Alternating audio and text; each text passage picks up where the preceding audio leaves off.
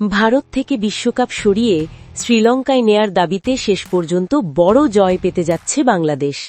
এখন শুধু বাংলাদেশের ম্যাচই নয়, বরং গোটা টি-20 বিশ্বকাপই শ্রীলঙ্কায় সরিয়ে নেয়ার কথা ভাবছে বিসিসিআই।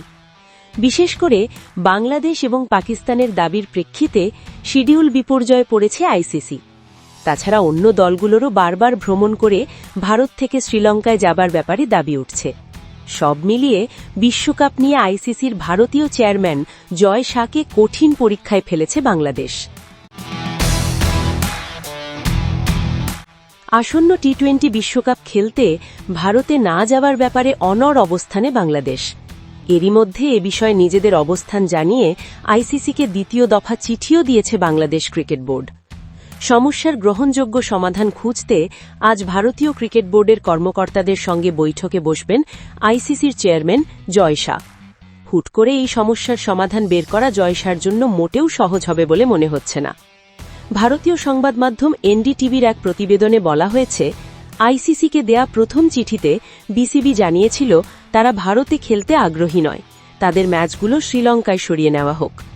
কিন্তু বিসিবির দ্বিতীয় চিঠি বদলে দিয়েছে পুরো প্রেক্ষাপট।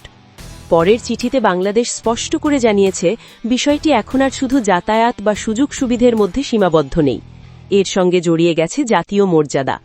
এই অনুভূতির পেছনে বড় কারণ হিসেবে দেখা হচ্ছে ভারতের হিন্দু উগ্রপন্থীদের দাবির মুখে আইপিএল থেকে হঠাৎ করে বাংলাদেশের পেসার মুস্তাফিজুর রহমানকে বাদ দেওয়ার ঘটনাকে। বাংলাদেশ এখন আর শুধু নিরাপত্তা নিয়ে আশ্বস্ত হতে চাইছে না, তারা দলের খেলোয়াড় থেকে শুরু করে কোচিং স্টাফ এমনকি কর্মকর্তাদের জন্য একেবারে ম্যান টু ম্যান সিকিউরিটি বা ব্যক্তিগত নিরাপত্তার নিশ্চয়তা চায়। বার্তাটা পরিষ্কার, এটা শুধু নিরাপত্তার প্রশ্ন নয়, মর্যাদারও প্রশ্ন। জয় শাহর সামনে এখন এটাই সবচেয়ে বড় চ্যালেঞ্জ। আইসিসি এখনও বিসিবির দ্বিতীয় চিঠির জবাব দেয়নি। এনডিটিভির প্রতিবেদনে বলা হয়েছে, জয় শাহর প্রথম কাজ হচ্ছে বিসিসিআই ও আইসিসির অপারেশন টিমের সঙ্গে বসে টুর্নামেন্টের বর্তমান নিরাপত্তা পরিকল্পনা নতুন করে খতিয়ে দেখা।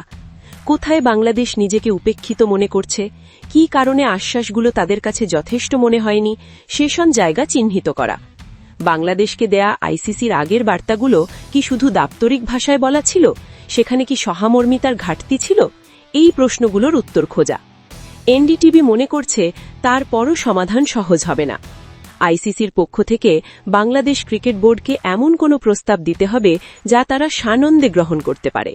এমনভাবে আলোচনা করতে হবে যেন বিসিবির কর্তারা মনে না করেন যে তাদের উপর কোনো সিদ্ধান্ত চাপিয়ে দেওয়া হচ্ছে। তাদের হাতে সিদ্ধান্ত নেওয়ার ক্ষমতা রাখতে হবে। আবার বিশ্বকাপের কাঠামো ও বিশ্বাসযোগ্যতা যেন অক্ষুণ্ণ থাকে, সেটাও নিশ্চিত করতে হবে।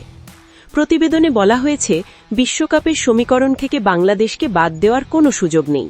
তারা যোগ্যতা অর্জন করেই বিশ্বকাপে এসেছে। তাদের বাদ দেওয়ার চিন্তা করলে আইনি ও রাজনৈতিক ম্যাচ পেচে পড়তে হবে আইসিসিকে। আইসিসি বোর্ডে ভোটাভুটি লাগবে। এশিয়ান ক্রিকেট কাউন্সিলেও অস্থিরতা দেখা দেবে। ভবিষ্যতের জন্যও তৈরি হবে বিপজ্জনক উদাহরণ। প্রতিবেদনে দাবি করা হয়েছে, বাংলাদেশের অন্তর্বর্তী সরকারের যুব ও ক্রীড়া উপদেষ্টা আসিফ নজরুল পরিস্থিতিকে আরও জটিল করে তুলেছেন।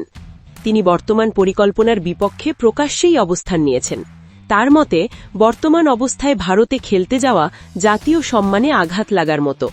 সব মিলিয়ে জয় শাহ এখন ক্রিকেট প্রশাসক হিসেবে এক কঠিন পরীক্ষায়।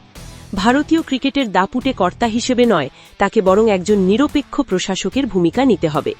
উত্তেজনা কমিয়ে আস্থার পরিবেশ ফিরিয়ে আনাই হবে তার আসল কাজ। আর এটি শুধুমাত্র সম্ভব গোটা বিশ্বকাপই ভারত থেকে সরিয়ে নিলে।